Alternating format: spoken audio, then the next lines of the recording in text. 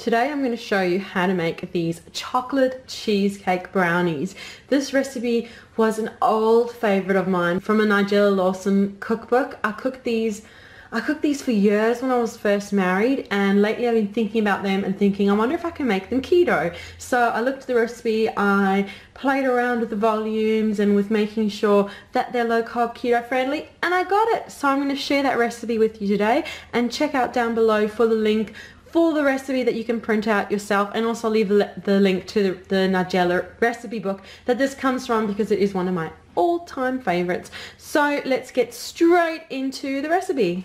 First, we're going to melt together 100 grams of dark chocolate and 100 grams of butter. That's 3.5 ounces of each, and you can use the darkest chocolate that you can find, depending also on your dietary requirements. But if you're low carb, wanting to make sure this is low carb keto, go for the highest percentage of chocolate that you can, and we're just going to melt these together. The chocolate is melted. Look at that pool of chocolate and butter, yum yum. Now we're going to move this aside to cool down, and we'll get on and mix all the rest of our ingredients together. Okay, and we've got our mixing bowl. I've popped 2 eggs in there. We're just going to give them a little whisk.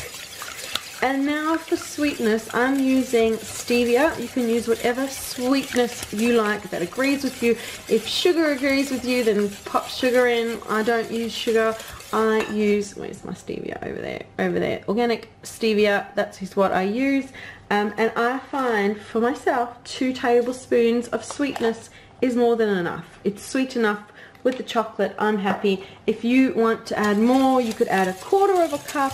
As much or as little as you like, and it's your recipe, so your sweetness as sweet as you like. So we've added the sugar, we'll give that a little whisk in, and we're going to now add in a pinch of salt. Just remember, the recipe will be down below, so you can print it out and with all the adaptations and make it your own brownies. And we're going to also add in a teaspoon of vanilla and give it a good whisk. Yeah. What we're going to do is pour our chocolate in. We've got to work quite quickly, so we don't want to scramble our eggs. And make sure that's cool. Oh, look at the chocolate going in. Oh yeah. And give it a good whisk through. Oh, it smells so good. These are proper dense brownies. Oh, I'm moving my mat all over the place. Okay, and now for flour, I am using coconut flour. Oh yeah, that's beautiful and thick. We don't want overbeat. I am using coconut flour, and we're going to add 1/4 cup, 1 tablespoon at a time. Okay, I've measured out my coconut flour. I've got 1/4 cup, but I find it's best to kind of add a little bit at a time, about 1 tablespoon or so at a time, and whisk it in. Because you'll find coconut flour is super absorbent, and it kind of, I feel, needs time to kind of blend together with the other ingredients. You can see it. As it's smooth, add another tablespoon.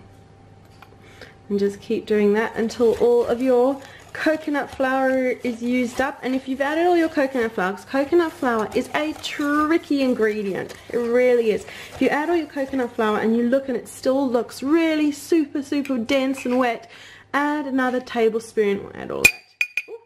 Well, add another tablespoon or so at a time until it looks like a nice brownie batter. And on the other side, if you finish mixing everything and you find it is too dry, add an egg. So it's one or the other. If it's too dry or too wet, that is what you do. Add a bit more flour or a bit more egg, and then you've got, look at this, perfect brownie mixture. Oh, it smells so good. Okay, now we're just going to pop it into our greased oven dish. All of a sudden got crazy sunny in my kitchen, so there's some fun shadows happening.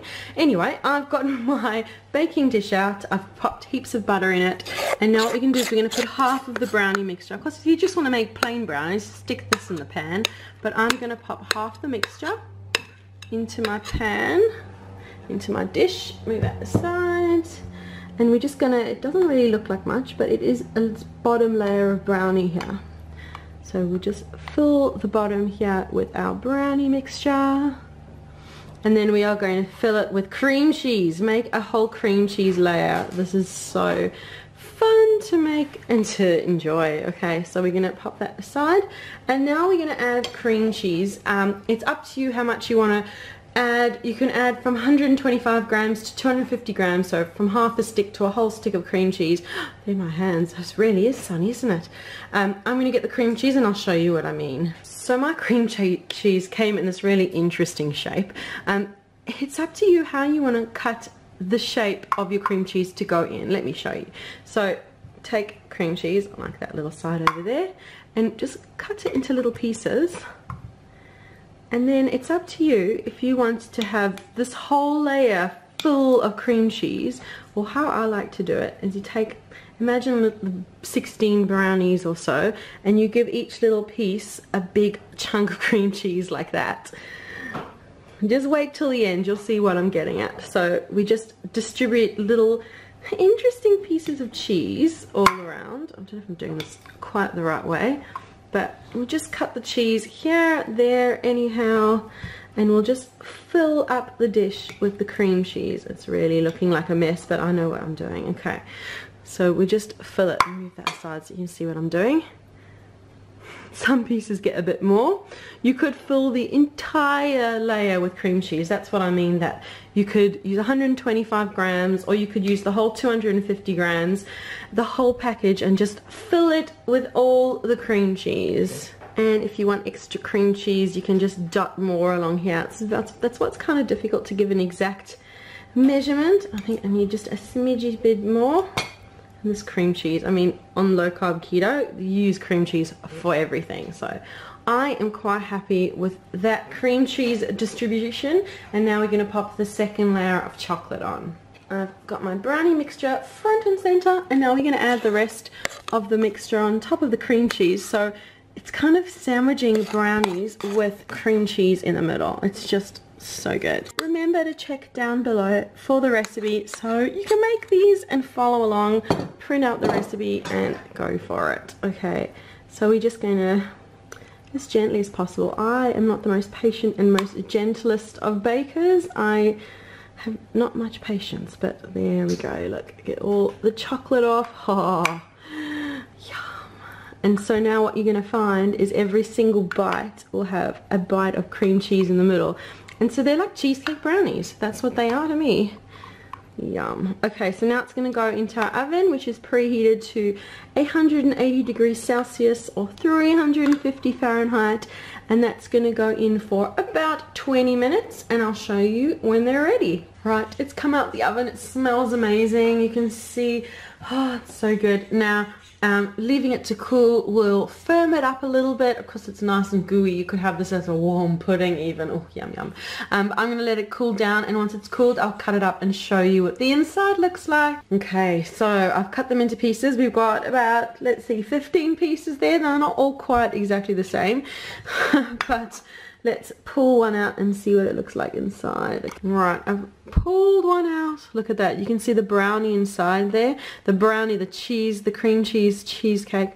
So good. This is such a yummy recipe. I'm so glad I decided to adapt it, and I might even do that with some of my other favorites. I am a massive Nigella Lawson fan. I have all of her cookbooks, and there's so many recipes of hers I've cooked for years and years and years, over and over and over again, and I'm going to attempt to make some of them keto. And if you've got any requests, let me know in the comments and I will have an experiment and see. So remember to check down below for the full recipe, the printable recipe, the link to the Nigella book that it comes from, and loads more information. So thanks so much for watching this video. Make sure that you leave a like and subscribe for more inspiration, and we will see you again soon. Bye.